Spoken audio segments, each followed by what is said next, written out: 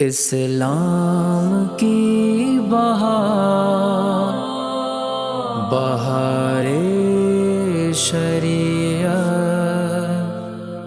تمام تعریفیں اللہ وحدہ لا شریک کے لیے. کروڑوں درود و سلام اللہ کے آخری نبی حضرت محمد مصطفیٰ صلی اللہ علیہ وآلہ وسلم کی ذات بابرکات پر. ناظرین کرام، السلام علیکم ورحمۃ اللہ وبرکاتہ. میں ہوں آپ کا میزبان محمد طاہر قادری، اور آپ دیکھ رہے ہیں بہت خوبصورت پروگرام جس میں مسائل کا شرعی حل ایک عالم دین سے، مفتی صاحب سے پوچھا جاتا ہے تاکہ آپ کی ہماری پریشانی دور ہو جائے، مسئلہ نہ رہے بلکہ حل بن جائے. جی ہاں، IDS بہار شریعت. آپ نے ابھی تک ہمارے اس یوٹیوب چینل کو سبسکرائب نہیں کیا، جلدی سے سبسکرائب کر لیجئے، نوٹیفیکیشن بیل آئیکن کو پریس کر لیجئے اور دیگر سوشل پلیٹ فارمز پہ لائک اینڈ فالو کر لیجئے. ناظرین کرام، اسکرین پر نمبرز بھی آ رہے ہیں. آپ ان نمبرز پہ اگر کوئی مسئلہ پوچھنا چاہتے ہیں، مفتی صاحب موجود ہیں، مسئلہ پوچھنا چاہتے ہیں، میسج کو ٹائپ کیجئے اور ان نمبرز پہ واٹس ایپ کر دیجئے. انشاءاللہ ہم کوشش کریں گے کہ آپ کے مسئلے کو بھی مفتی صاحب کے سامنے رکھا جائے. ہمارے خوش نصیبی ہے، تشریف فرما ہے ایک زبردست عالم دین، مستند عالم دین، بہت خوبصورت انداز میں مسائل کا حل قرآن و حدیث کی روشنی میں بیان فرماتے ہیں، مفتی مدنی رضا صاحب. السلام علیکم ورحمۃ اللہ وبرکاتہ. وعلیکم السلام ورحمۃ اللہ. مفتی صاحب، اجازت ہے سوالات کا آغاز کیا جائے؟ اچھا، پہلا سوال یہ آپ کے سامنے رکھنا تھا کہ تراویح کی جماعت کروانے پر حافظ صاحب کو اجرت دینا یا ان کا اجرت لینا کیسا، یہ ارشاد فرمائے. سم ٹائم ایسا ہوتا ہے کہ وہ مانگتے نہیں ہیں لیکن جو اہتمام کرواتے ہیں جماعت کا وہ خود ہی پیش کرتے ہیں، تو ایسی صورت میں کیا حکم ہے؟ بسم اللہ الرحمن الرحیم. تراویح کی جماعت یا تراویح کی ادائیگی یہ ایک نیک کام ہے، طاعت جس کو کہتے ہیں، اور شریعت مطہرہ کا یہ بنیادی اصول ہے کہ کسی بھی طاعت پر بغیر اجازت شرع اجرت نہیں لی جا سکتی. اچھا، کچھ ایسے امور ہیں جیسے مثال کے طور پر امام صاحب ہیں اور وہ 5 وقت کی نمازیں ادا کرواتے ہیں، قرآن کی تعلیم ہے، تو ایسے نیک کام کے جو اگر نہ کیے جائیں، جن کو اختیار نہ کیا جائے تو دین کے لیے کوئی بہت بڑا نقصان ہو، صحیح، تو وہاں پر پھر آپ اجارہ کر سکتے ہیں باقاعدہ اس نیک کام پر ہی. اس میں بھی محتاط یہ ہوتا ہے کہ اس پر نہ کریں، وقت کا کر لیں. لیکن اگر کوئی ایسا معاملہ ہے کہ جس پہ دین کی کوئی بنیادیں نہیں ہیں، یعنی اگر کوئی مثال کے طور پر وہ نیک عمل نہ کریں تو کوئی نقصان نہیں ہونا بڑے پیمانے پر، تو اس صورت میں پھر اس نیک عمل کے اگینسٹ اجارہ کرنا ہی منع ہوتا ہے. اچھا، لیکن چونکہ حافظ صاحب ظاہر سی بات ہے کہ ایک اپنا وقت دے رہے ہیں اور باقاعدہ وہ آ کر وہاں پر اہتمام کر رہے ہیں، پھر ہمارے یہاں پر لوگ جو ہے نا وہ عقیدت میں دیتے ہی ہیں. صحیح. تو یہ اگر کوئی دے رہا ہے تو اس کو بھی ہمارے علماء نے فرمایا کہ اگرچہ حافظ صاحب نے مانگا نہیں ہے لیکن یہ دینا ہے نا ہمارے عرف میں رائج ہے. تو جو چیز عرف میں رائج ہو، المعروف کل مشروط، جو چیز عرف میں رائج ہو نا وہ ایسے ہی ہوتی ہے جیسے اس کو آپ نے شرط ٹھہرایا ہے، آپ نے جیسے طے کیا ہے.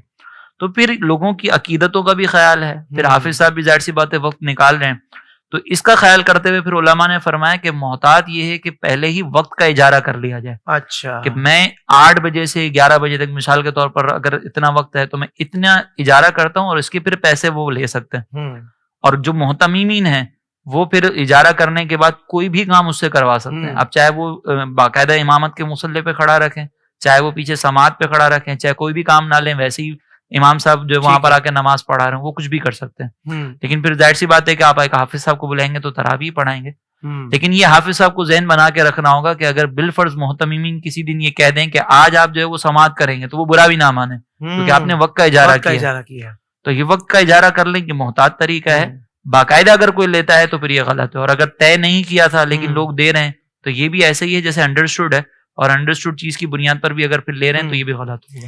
لیکن حضرت ایک اور مسئلہ بڑا اہم ہے، یہ آپ نے مسئلہ تو ارشاد فرما دیا اور آپ نے دین کا مسئلہ بیان کیا ہے، لیکن لوگ کہتے ہیں کہ طے کر رہا ہے ہم سے، یہ وقت ہم سے طے کر رہا ہے، وقت کی اجرت، یعنی انڈرسٹوڈ پہ وہ راضی ہیں، ہم اس کو دے رہے ہیں، ہر سال دیتے ہیں تو وہ ٹھیک ہے، لیکن وہ کہتے ہیں وقت کا اجارہ طے کیسے؟ کہ بندہ شریعت پر عمل کرنے جاتا ہے تو لوگوں کو، چونکہ لوگوں کی سمجھدانی چھوٹی ہوتی ہے، لوگوں کی علم سے دوری ہوتی ہے، تو لوگ اس پر ایک عجیب سا رویہ اختیار کرتے ہیں. اس کا کیا کیا جائے؟ دیکھیں اس سلسلے میں نا یہ جہالت کا علاج علم ہی ہوتا ہے، اور اگر کوئی مثال کے طور پر علم نہ سیکھے تو امام شافعی فرماتے ہیں کہ عالم دین بھی اس وقت ہارتا ہے جب وہ جاہل سے بحث کرتا ہے.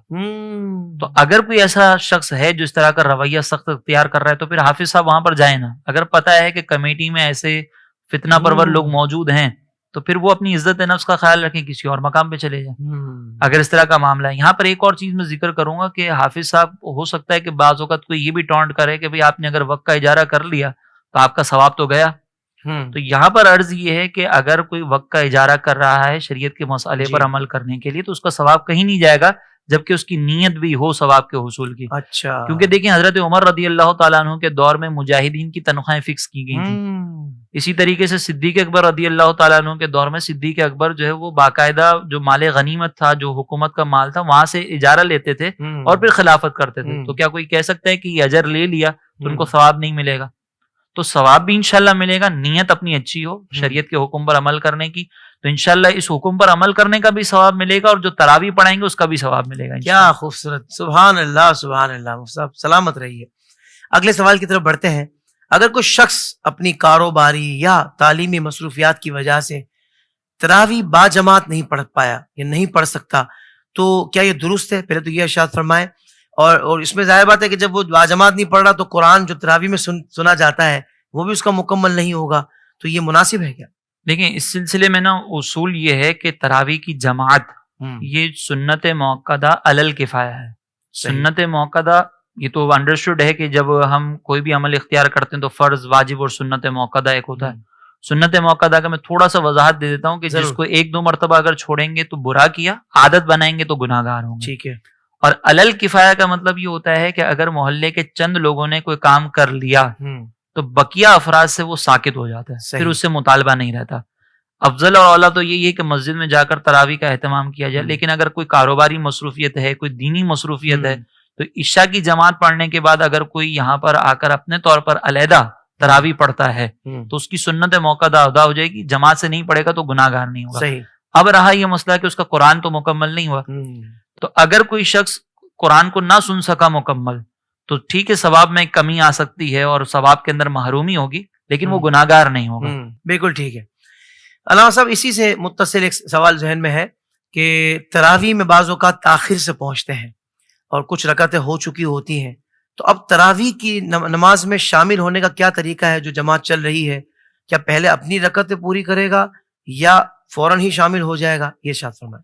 اس سلسلے میں حکم شرع یہ ہے کہ اگر آپ پہنچے اور عشاء کی نماز آپ نے نہیں پڑھی پہلے تو وہ پڑھیں گے, پہلے عشاء کی نماز, کیونکہ عشاء کی نماز کے بعد ہی تراویح کا وقت شروع ہوتا ہے. ٹھیک ہے. اب اگر آپ نے عشاء کی نماز پڑھ لی اور امام صاحب کچھ رکعتیں پڑھ چکے ہیں تو آپ ابھی امام صاحب کے ساتھ شامل ہو جائیں. بعد میں جب وطر پڑھیں گے امام صاحب, جیسے ابھی آخر میں وہاں پہ 20 رکعتیں مکمل ہوئی, آپ کی جیسے 16 ہوئی ہیں, تو وہ امام صاحب تو پہلے وطر پڑھیں گے, پوری جماعت کے ساتھ وطر پڑھیں گے, آپ اپنی بقیہ رکعتیں جو رہ گئی ہیں وہ مکمل کر لیں. یہ نہیں ہے کہ آپ پہلے اپنی جو 4-5 رکعتیں رہ گئی ہیں, 8 رکعتیں رہ گئی ہیں, پہلے وہ پڑھیں اور پھر امام کے ساتھ شامل ہو. اس میں بعض اوقات یہی کرتے ہیں کہ وہ جلدی جلدی پڑھتے ہیں اور اس کے اندر جلدی پڑھنے میں بعض اوقات واجبات بھی ترک کر دیتے ہیں کہ ہمیں امام کو پکڑنا ہے.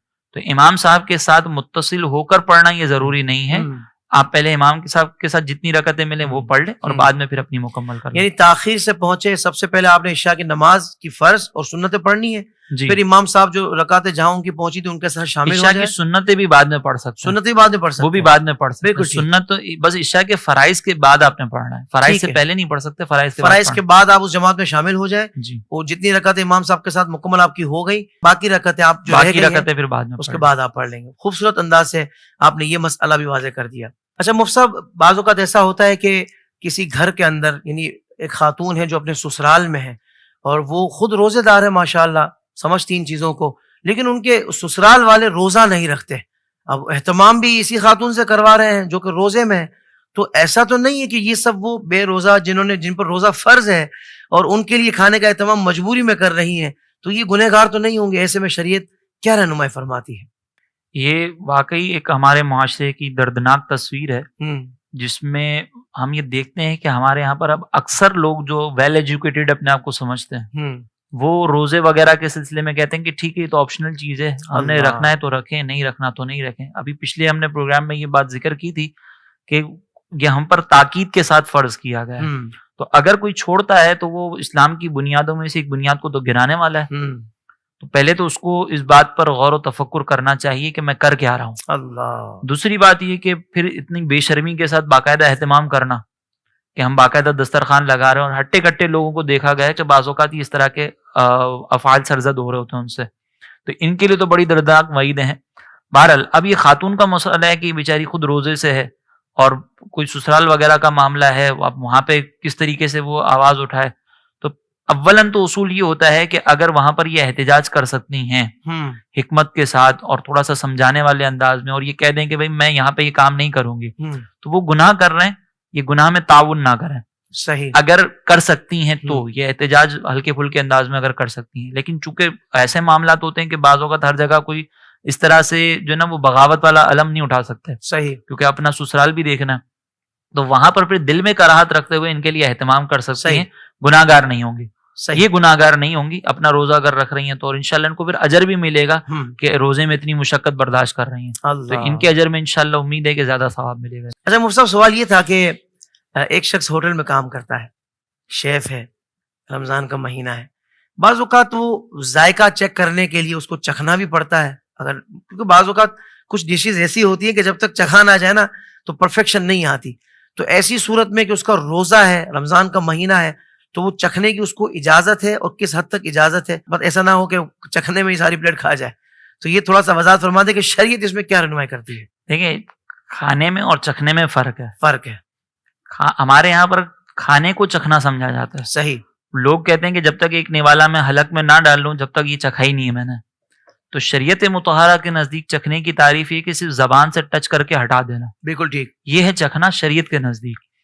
اب نارمل سچویشنز میں تو یہ مکروہ ہے، اس سے روزہ نہیں ٹوٹے گا جب تک کہ کوئی ذرہ حلق کے اندر نہ اترے. نارمل سچویشنز میں یہ مکروہ ہے.